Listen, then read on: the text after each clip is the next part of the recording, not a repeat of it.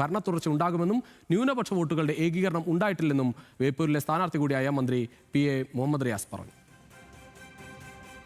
പൊതുവെ ഇടതുപക്ഷ ജനാധിപത്യ മുന്നണിക്ക് അനുകൂലമാണ് സാഹചര്യം. അപ്പോൾ 2021 എക്സിറ്റ് പോൾ വന്നു. ബേപ്പൂരിൽ ഞാൻ ഉൾപ്പെടെ പല LDF സ്ഥാനാർത്ഥികൾ തോക്കുന്നെന്ന് LDF എക്സിറ്റ് പോളിൽ പറഞ്ഞിരുന്നു. പക്ഷേ ബേപ്പൂർ മണ്ഡലത്തിൽ വോട്ടെണ്ണി കഴിഞ്ഞപ്പോൾ ബേപ്പൂർ മണ്ഡലം ഉണ്ടായതിനു ശേഷമുള്ള സർവ്വകാല റെക്കോർഡ് വോട്ട് 82,000 LDFന് ലഭിച്ചു. അപ്പോൾ ഇത്ര ആത്മവിശ്വാസത്തോടു കൂടി പറയാൻ വേണ്ടി പറ്റുന്നത് ഞങ്ങൾ ജനങ്ങളിൽ അർപ്പിച്ച വിശ്വാസം അത് എല്ലാ ജനവിഭാഗങ്ങളും ഇടതുപക്ഷത്തോടൊപ്പം നിന്നിട്ടുണ്ട്. എക്സിറ്റ് പോൾ പ്രവചനം യാഥാർത്ഥ്യമാകുമെന്നും ജയിച്ചാൽ ക്രെഡിറ്റ് ടീം UDFനാണെന്നും K മുരളീധരൻ പറഞ്ഞു. എക്സിറ്റ് പോളുകൾ പൂർണ്ണമായിട്ടും ശരിയാണെന്നാണ് ഞങ്ങളുടെ ഒരു അസസ്മെൻറ്റ്. അതുകൊണ്ട് UDFനെ സംബന്ധിച്ച് ഞങ്ങൾക്ക് വിജയം ഉറപ്പാണ്. ഞങ്ങളുടെ ഒരു അസസ്മെൻറ്റും എക്സിറ്റ് പോളിൻ്റെ റിസൾട്ട് നോക്കുമ്പോൾ രണ്ടും ഏതാണ്ട് തുല്യമാണ്. ടീം UDF എന്നുള്ള ആശയത്തിനുള്ള പിന്തുണയാണ്. അപ്പോൾ ജയിച്ചു കഴിഞ്ഞാൽ എല്ലാവർക്കും അതിൻ്റേതായിട്ടുള്ള ഉത്തരവാദിത്വമുണ്ട്. അതുകൊണ്ടാണ് ടീം UDF എന്ന് പറയുന്നത്. എല്ലാവർക്കും അതിൻ്റേതായിട്ടുള്ള കോൺട്രിബ്യൂഷൻ ഉണ്ട്. മുഖ്യമന്ത്രി ചർച്ചകളിൽ സതീശന് പിന്തുണയുമായി മുസ്ലിം ലീഗും രംഗത്തെത്തി. എക്സിറ്റ് പോളിൽ VD സതീശന് ലഭിക്കുന്ന പിന്തുണ ജനവികാരമെന്ന് സാദിഖ് അലി ശിഹാബ് തങ്ങൾ പറഞ്ഞു. ഏറ്റവും അധികം പിന്തുണ കിട്ടിയിരിക്കുന്നത് VD സതീശനാണ്. അത് ജനവികാരമാണെന്ന് തോന്നുന്നുണ്ടോ? അതെ, അതങ്ങനെ തന്നെയാണല്ലോ. ആളുകൾ ആ രീതിയിൽ വിധി എഴുതുന്നു. ആളുകളുടെ അഭിപ്രായം അതാണ് എന്നാണ് എനിക്ക് തോന്നുന്നത്.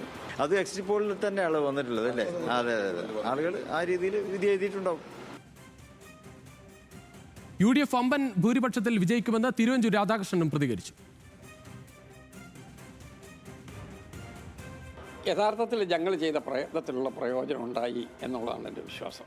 ഈ ഇലക്ഷനെ സംബന്ധിച്ച് നടത്തിയിട്ടുള്ള മുഴുവൻ സർവേകളും ഒരുപോലെ അംഗീകരിക്കുന്ന ഒരു കാര്യമില്ലേ UDF അധികാരത്തിലേക്കാണ് എന്ന്.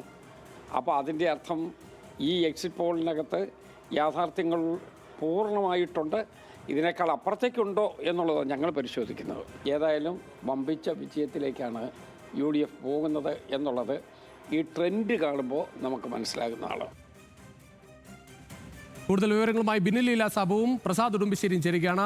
ആദ്യം ബിനിലേക്ക്. ബിനിൽ, ഏറ്റവും വലിയ പ്രതീക്ഷ കാണുന്നത് അത് UDF ക്യാമ്പിൽ തന്നെയാണ്. കാരണം എല്ലാ എക്സിറ്റ് പോൾ ഫലങ്ങളും നൽകുന്നത് UDF വീണ്ടും ഭരണത്തിലേക്ക് തിരിച്ചു വരാൻ പോവുകയാണ് എന്ന തരത്തിലുള്ള സർവേ റിപ്പോർട്ടുകളാണ് വരുന്നത്. പക്ഷേ അവിടെയും ഒരു പ്രശ്നമുള്ളത് വലിയൊരു മാർജിൻ ആരും പ്രവചിക്കുന്നതുമില്ല.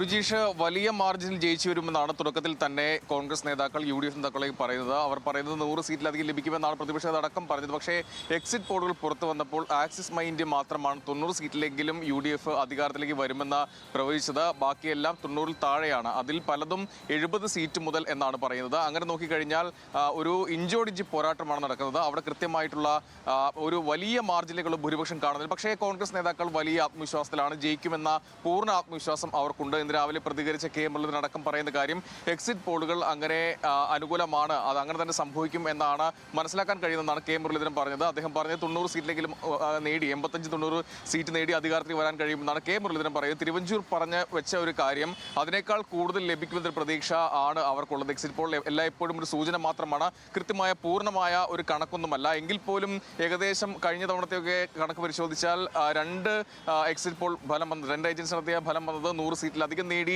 LDF അധികാരത്തിലേക്ക് വരുമെന്നാണ് പ്രഖ്യാപിച്ചത്. ബാക്കിയെല്ലാം ഇഞ്ചോടിഞ്ച് പോരാട്ടവും ഒരു ഏജൻസി UDFന് അനുകൂലമായി നിന്നു. അങ്ങനെ നോക്കിക്കഴിഞ്ഞാൽ 99 സീറ്റാണ് കഴിഞ്ഞ തവണ നേടിയത്. എന്തായാലും ഇത്തവണ പറയുമ്പോൾ വലിയ ഒരു മാർജിനിലേക്ക് വലിയൊരു ഭൂരിപക്ഷം UDFന് ഇല്ല എന്നാണ് എക്സിറ്റ് പോളുകൾ സൂചിപ്പിക്കുന്നത്. എങ്കിൽ പോലും ജയിക്കാൻ കഴിയുമെന്ന വലിയൊരു ആത്മവിശ്വാസം UDF ക്യാമ്പിന് ഉണ്ട് എന്നുള്ളതാണ്. നേരത്തെ ഇത്തരത്തിൽ അതിനൊരു ഉദാഹരണമായി പറയുന്നത് മുഖ്യമന്ത്രി ചർച്ച തന്നെയാണ്.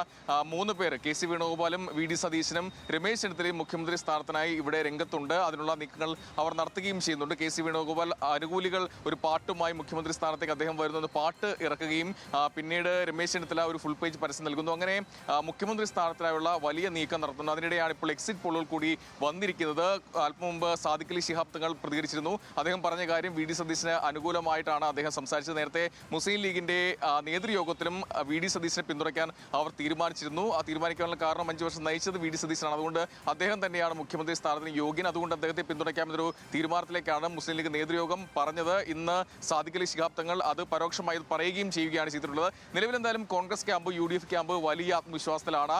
ഒരു വലിയ മാർജിൻ ഇല്ലെങ്കിലും, നേരത്തെ പറഞ്ഞ 100 സീറ്റ് ഇല്ലെങ്കിലും ഒരു 85-90 സീറ്റുകൾ നേടി അധികാരത്തിലേക്ക് വരാൻ കഴിയുമെന്നാണ് UDF ക്യാമ്പിന്റെ നിലവിലെ പ്രതീക്ഷയുള്ളത്.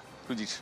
കരിബിനിൽ പ്രസാദ് ഉടുമ്പശ്ശേരി കൂടി ചേരുകയാണ്. പ്രസാദ്, നമ്മൾ LDFന്റെ ഭാഗമായി ഇപ്പോൾ CPMന്റെ സംസ്ഥാന സെക്രട്ടറിയുടെ പ്രതികരണം കൂടി കാണുകയായിരുന്നു. സാധാരണഗതിയിൽ ഇത്തരം എക്സിറ്റ് പോളിനെയൊക്കെ പൂർണ്ണമായും തള്ളുന്ന സമീപനമാണ് സ്വീകരിക്കുന്നത് കാണാറുള്ളത്. പക്ഷേ ഇത്തവണ അത്തരത്തിൽ എക്സിറ്റ് പോളിനെ തള്ളുന്നില്ല. അത് ഈ എക്സിറ്റ് പോൾ തന്നെ സൂചിപ്പിക്കുന്നത് ഇടതുപക്ഷം വീണ്ടും അധികാരം തുടരും എന്ന സൂചനയാണ് നൽകുന്നത്. മുഖ്യമന്ത്രിക്കുള്ള പിന്തുണയാണ് ഈ എക്സിറ്റ് പോളിൽ തന്നെ കാണുന്നത് എന്നതാണ് CPMന്റെ സംസ്ഥാന സെക്രട്ടറിയും പറയുന്നത്.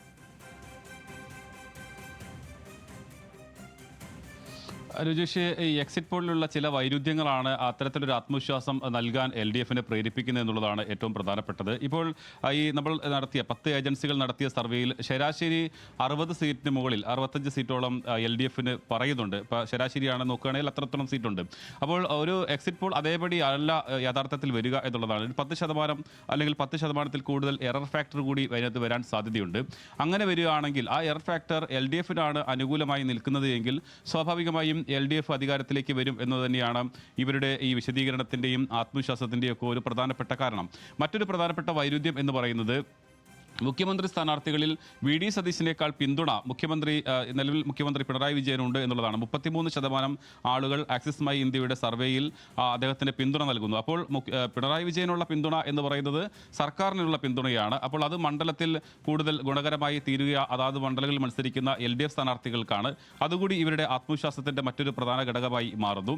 പിന്നീട് സമുദായ വോട്ടുകളിൽ നോക്കുകയാണെങ്കിൽ, ആക്സിസ് മൈ ഇന്ത്യയുടെ സമുദായ വോട്ടുകളിൽ നോക്കുകയാണെങ്കിൽ LDFന് ഏറ്റവും കൂടുതൽ വോട്ട് കിട്ടുന്നത് ഈഴവ് വിഭാഗത്തിൽ തന്നെയാണ്. അപ്പോൾ അവിടെ 1% അധികം വോട്ടാണ് ഇത്തവണ അതിൽ ആ സർവേയിൽ പറയുന്നത്. അപ്പോൾ നിലവിൽ അവർക്ക് ലഭിച്ചുകൊണ്ടിരിക്കുന്ന പ്രധാനപ്പെട്ട സമുദായത്തിൻ്റെ വോട്ട് നഷ്ടപ്പെട്ടിട്ടില്ല എന്നതുകൂടി ആ സർവേയിൽ സൂചിപ്പിക്കുന്നുണ്ട്. നായർ വിഭാഗത്തിൻ്റെ വോട്ടിൽ വലിയ ചോർച്ചയുണ്ടെങ്കിൽ പോലും അത് പക്ഷേ സാധാരണ NSSന്റെ വോട്ട് നമ്മൾ വിലയിരുത്തുക UDFന് അനുകൂലമായാണ് നിൽക്കുന്നത്. പക്ഷേ അതിലൊരു വിഭാഗം BJPക്ക് കൂടി ആ വോട്ട് പോകുന്നു എന്നുള്ളതാണ്. അപ്പോൾ BJPയിലേക്ക് ആ വോട്ട് പോകുന്ന ഒരു സാഹചര്യത്തിൽ അത് LDFന് ഗുണകരമായി തീരുന്ന ഒരു സാഹചര്യം വരുന്നുണ്ട്. മറ്റൊന്ന് ഒരു പ്രധാനപ്പെട്ട കാരണം വീട്ടമ്മമാരുടെ വോട്ടിൽ LDFന് അനുകൂലമായ ഒരു ട്രെൻഡ് കാണിക്കുന്നുണ്ട്. അപ്പോൾ അതെല്ലാം ഇത്തരം കാര്യങ്ങളെല്ലാം പരിഗണിച്ചുകൊണ്ട് കൂടിയാണ് ഈ ഒരു ആത്മവിശ്വാസത്തിൻ്റെ ഘടകമായി ഇത് മാറുന്നത്. ഇപ്പോൾ ഇന്ന് രാവിലെ മുഹമ്മദ് റിയാസ് നടത്തിയിട്ടുള്ള ഒരു പ്രതികരണത്തിൽ അദ്ദേഹം പറയുന്നത് കഴിഞ്ഞ തവണ സർവേകളിൽ ബേപ്പൂർ മണ്ഡലത്തിൽ അദ്ദേഹം തോൽക്കുമെന്ന് എക്സിറ്റ് പോൾ പ്രവചനമുണ്ടായിരുന്നു. അവിടെ അന്നത്തെ UDF സ്ഥാനാർത്ഥിക്കായിരുന്നു വലിയ തോതിലുള്ള ഒരു മാർജിനൊക്കെ പറഞ്ഞിരുന്നത്. പക്ഷേ അദ്ദേഹം ബേപ്പൂരിൻ്റെ ചരിത്രത്തിൽ തന്നെ ഏറ്റവും വലിയ ഭൂരിപക്ഷത്തിൽ വിജയിക്കുന്ന സാഹചര്യമുണ്ടായി.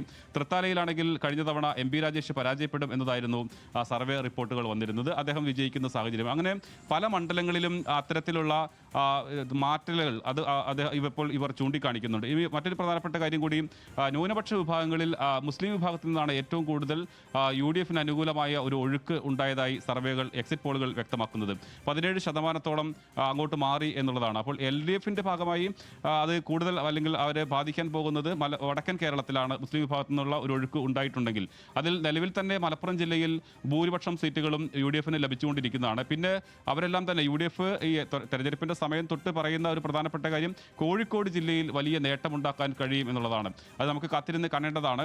കഴിഞ്ഞ തവണ 9 സീറ്റ് വരെ, കഴിഞ്ഞ എക്സിറ്റ് പോളുകളിൽ 9 സീറ്റ് വരെ, 9 മുതൽ 11 സീറ്റ് വരെ കോഴിക്കോട് ജില്ലയിൽ UDFന് പ്രവചിച്ചിരുന്നു. പക്ഷേ 2 സീറ്റ് മാത്രമാണ് അന്ന് UDFന് പ്രവചിച്ചിരുന്നു. പക്ഷേ 2 സീറ്റ് മാത്രമാണ് UDFന് ലഭിച്ചിട്ടുള്ളത്.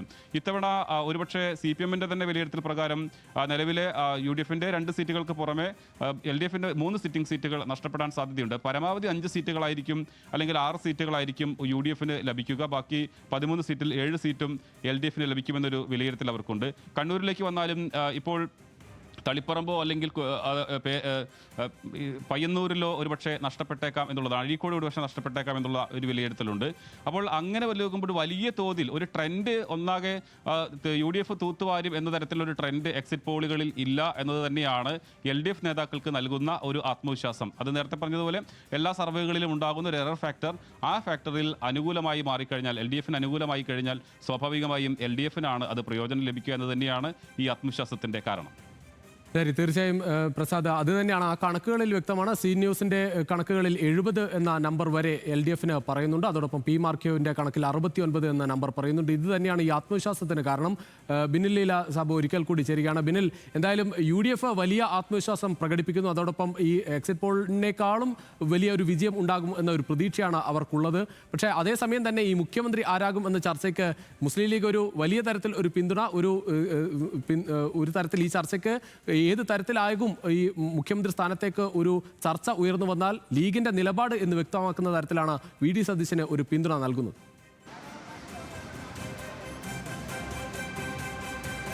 രുചീഷ്, 2021 തെരഞ്ഞെടുപ്പ് പരിശോധിച്ചാൽ അവിടെ എക്സിറ്റ് പോൾ വന്നതിന് ശേഷം ഒരു മുഖ്യമന്ത്രി ചർച്ച UDF-ൽ ഉണ്ടായിട്ടില്ല. അതിനു മുമ്പ് ടേം വ്യവസ്ഥയടക്കം ആലോചിച്ചതാണ്. പക്ഷേ ഇത്തവണ കാര്യങ്ങൾ അങ്ങനെയല്ല. തെരഞ്ഞെടുപ്പ് വോട്ടെടുപ്പിന് തൊട്ട് പിന്നാലെ തന്നെ മുഖ്യമന്ത്രി ചർച്ചകൾ ആരംഭിച്ചു. അവിടെ KC വേണുഗോപാൽ ഇരിക്കൂറിൽ മത്സരിച്ച് നിയമസഭയിലേക്ക് വരുന്നു. അദ്ദേഹം മുഖ്യമന്ത്രിയാകുന്നു എന്ന വാർത്ത ആദ്യം പുറത്തുവിടുന്ന ന്യൂസ് മലയാളമാണ്. അത്തരം നീക്കം KC വേണുഗോപാൽ നടത്തിയതുമാണ്. VD സതീശനാണ് കഴിഞ്ഞ 5 വർഷം നയിച്ചത്. പ്രതിപക്ഷ നേതാവാണ്. അദ്ദേഹത്തിന്റെ പ്രവർത്തനം കൃത്യമായി മുന്നോട്ട് പോകുന്നുവെന്നാണ് എന്തായാലും നമുക്ക് മനസ്സിലാക്കാൻ കഴിയുന്ന ഒരു കാര്യം. അതിനിടയിലാണ് കഴിഞ്ഞ തവണ, അതായത് രണ്ടാം പിണറായി സർക്കാർ വരുന്ന സമയത്ത് അന്ന് UDF-ന് അധികാരം ലഭിച്ചാൽ മുഖ്യമന്ത്രി സ്ഥാനത്തേക്ക് രമേശ് ചെന്നിത്തലയാണ് ചിലപ്പോൾ വരാൻ സാധ്യത. അത്തരം ചർച്ചകളൊക്കെ നടന്നതാണ്. ഇത്തവണ എന്തായാലും അധികാരം ലഭിക്കും, അല്ലെങ്കിൽ ഭൂരിപക്ഷം ഉണ്ടാകുമെന്ന പ്രതീക്ഷ UDF-ന് ഉണ്ടായിരുന്നു. അതുകൊണ്ട് തന്നെയാണ് വോട്ടെടുപ്പിന് തൊട്ട് പിന്നാലെ മുഖ്യമന്ത്രി ചർച്ചകൾ സജീവമായത്.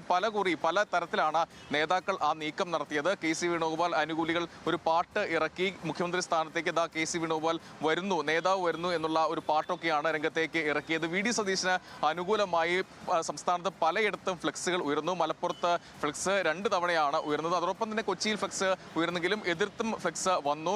മറ്റൊന്ന് രമേശ് ചെന്നിത്തലയാണ്. രമേശ് ചെന്നിത്തലയും ഇത്തരം സമാനമായ AI വീഡിയോ ഉപയോഗിച്ചുള്ള പ്രചാരണം ഉണ്ടായിരുന്നു. അതിൽ ഏറ്റവും പ്രധാനപ്പെട്ടത് ദ ന്യൂ ഇന്ത്യൻ എക്സ്പ്രസിൽ അദ്ദേഹത്തിന്റെ അനുയായി നൽകിയ ഒരു ഫുൾ പേജ് പരസ്യമാണ്. ഫോക്കസ് ഫീച്ചറായാണ് അദ്ദേഹത്തിന്റെ രാഷ്ട്രീയ ജീവിതം അടയാളപ്പെടുത്തി ഒരു ഇംഗ്ലീഷ് ദിനപത്രത്തിൽ അടയാളപ്പെടുത്തിയത്.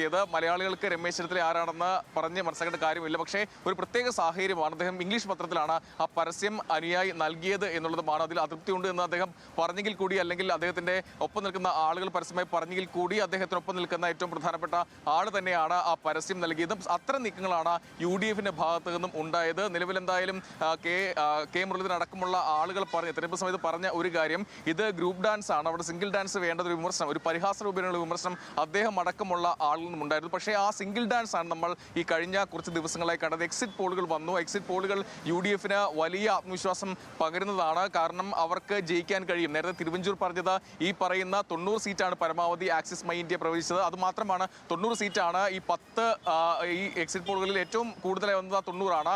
ആ 90 സീറ്റുകളിൽ അധികം സീറ്റുകളിലേക്ക് അതാണ് പ്രതീക്ഷിക്കുന്നത് എന്നാണ് പ്രധാനപ്പെട്ട നേതാക്കൾ എന്തായാലും പറയുന്നത്. നിലവിൽ എന്തായാലും എക്സിറ്റ് പോളുകൾ കൂടി വന്നതോടുകൂടി നേതാക്കൾക്ക് വലിയ ആത്മവിശ്വാസമുള്ളതുകൊണ്ട് മുഖ്യമന്ത്രി മാത്രമല്ല മന്ത്രിസ്ഥാനത്തേക്ക് കൂടിയുള്ള ചർച്ചകൾ ഇപ്പോൾ തുടങ്ങിക്കഴിഞ്ഞിരിക്കുന്നു. കഴിഞ്ഞ ദിവസം എക്സിറ്റ് പോളിന് തൊട്ട് മുമ്പാണ് ഇത്തരത്തിൽ മാത്യു കുഴൽനാടൻ MLA കഴിഞ്ഞ ദിവസം എക്സിറ്റ് പോളിന് മുമ്പ് KC വേണുഗോപാലിനെ കണ്ടിരുന്നു. അദ്ദേഹവുമായി കൂടിക്കാഴ്ച നടത്തി മന്ത്രിസ്ഥാനത്ത് അടക്കമുള്ള ചർച്ചകളാണ് എന്നാണ് പുറത്തേക്ക് വന്ന അഭ്യൂഹങ്ങൾ. അങ്ങനെയാണ്. എന്തായാലും മന്ത്രിസ്ഥാനം അടക്കമുള്ള ചർച്ചകൾ ഇപ്പോൾ ആരംഭിച്ചു കഴിഞ്ഞിട്ടുണ്ട്. വരും ദിവസങ്ങളിൽ എന്തായാലും 4-ാം തീയതിയാണ് ഫലം വരിക. ആ ഫലം വരുന്ന ആ സമയത്തേക്ക് അതിന് മുന്നോടിയായി തന്നെ ഇനി ഇത്തരം ചർച്ചകൾ എന്തായാലും ആ ചർച്ചകൾ എന്തായാലും മെയ് 4 വരെ തുടരും. മെയ് 4-ന് അറിയാം അത് ജനങ്ങളുടെ സർവേ ഏത് രീതിയിലായിരുന്നു എന്നത് നമുക്ക് കൃത്യമായി തന്നെ വ്യക്തമാവുകയും ചെയ്യും. തുടർഭരണമോ ഭരണമാറ്റമോ കേരളം കാത്തിരിക്കുന്ന വിധി.